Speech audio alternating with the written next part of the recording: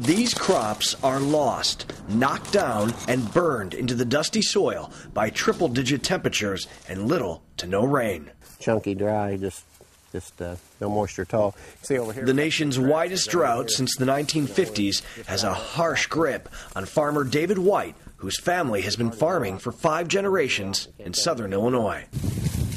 It's just burnt completely up.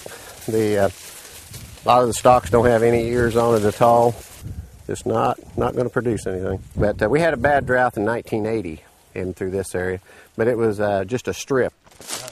Around a third of the nation's corn crop has been damaged. Farmers from Kansas to Ohio are working just to survive.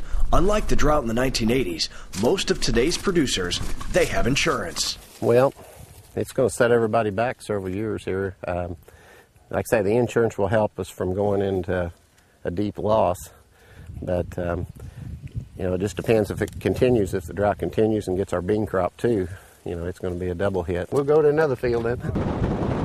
Just a few months ago, farmers had been expecting a record yield in 2012.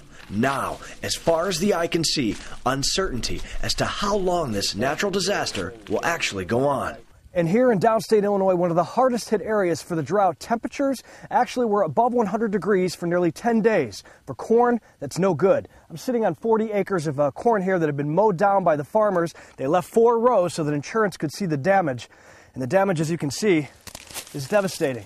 There's not much to this anymore. Are you guys at a total loss at this point? Basically.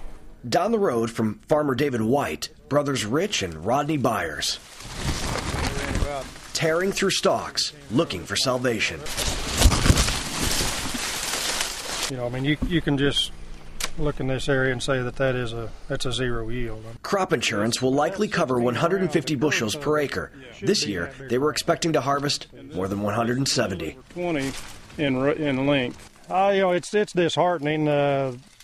The expenses to put a crop out nowadays is so high that the idea of averaging a few years together to cover a year like this is just not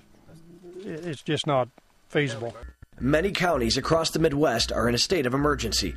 The U.S. Agriculture Department has reduced interest rates for emergency loans for some farmers, and states are following with financial programs.